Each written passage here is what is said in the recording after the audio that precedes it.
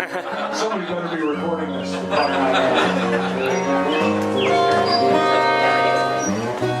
I'll never forget my first cup of coffee.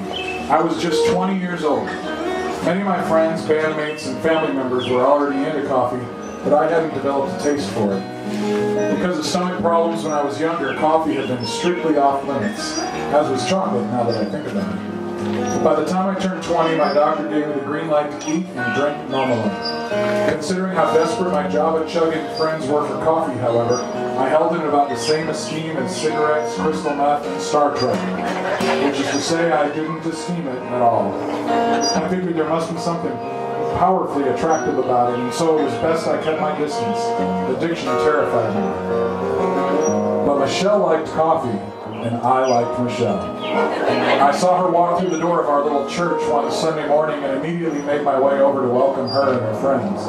After hearing her sing a special music song one Sunday, I invited her to sing with the worship team. After rehearsals, many of the team would hit Perkins' restaurant by the freeway.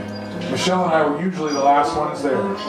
Her drinking coffee and me drinking soda water, talking about romantic woes and slowly falling in love. Well, for her it was slow anyway. It was at the Cornerstone Festival in 1990 that we first kissed.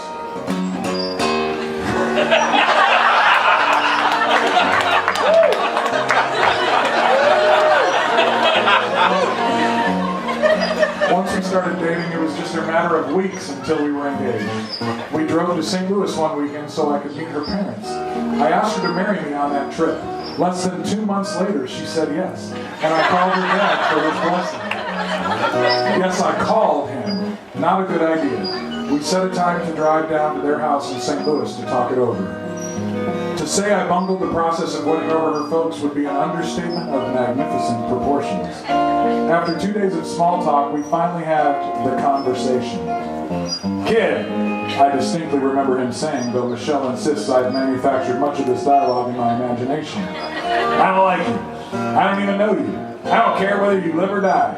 As far as I'm concerned, you're just the lucky SOB who caught my daughter on the rebound. Again, Michelle insists he said nothing close to this, but while he may not have said it with his mouth, it's what I heard. He did tell me in no uncertain terms that he was not in favor of our decision to get married, nor was he a fan of any kid who would ask his daughter's hand after just a few weeks of dating. I believed he was pretty sure our church was a cult. The whole conversation was a nightmare. Now I endeavor to be just as terrifying to young men who want to court my daughter. While I drove home that day, Michelle stayed behind for an extended visit. I figured I'd never see her again. It was clear to me that her father and the rest of her friends and family would spend the next week trying to undo the brainwashing I had obviously performed on her. I drove home in my black Hyundai Excel, tail between my legs and on the verge of tears. I cranked up a mixtape of heartbreak songs I kept handy at all times. It was pouring rain as I hit Springfield on Interstate 55. I pulled up behind a glass truck that was weaving in the wind. Massive window panes were banging against the rails they were strapped to, and a ladder looked like it might fall from the back door where it was mounted. As nervous as I was about driving in the downpour, I was even more nervous being behind that truck. I decided to pass it. I turned off the air conditioning and my car experienced the necessary burst of horsepower to pass the truck.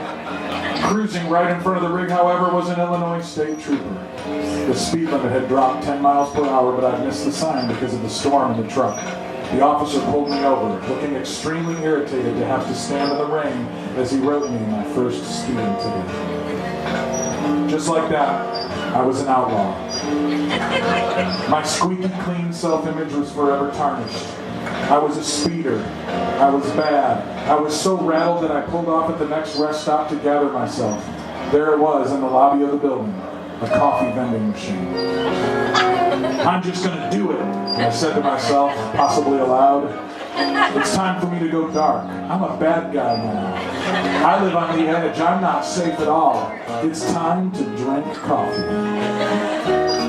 Now, little old ladies drank coffee after church every Sunday at St. Mark's. I'm not sure why this personal act felt so rebellious, but it did. I put in some quarters, selected light, and then held down the add sugar and add lightener buttons with all my might. I noticed that the machine knew better than to call that stuff cream. What squirted into my cup was 12 ounces of hot beige liquid I was pretty sure was flammable. It tasted, culinarily and maybe theologically, like hell. Perfect, I said to myself. This tastes as crappy as I feel. I nursed that cup all the way to the Dixie's truck stop south of Bloomington. The cooler it got, the worse it tasted. I choked down about half of that cup and then got another at the truck stop. I hated the taste, but I forced it down anyway. In addition to embracing my new devil-may-care dark side, I figured if I ever did get to see Michelle again, I might as well develop a taste for coffee. Maybe that would be a point in my favor. My years of Mountain Dew abuse had prevented any recognizable effects from the caffeine.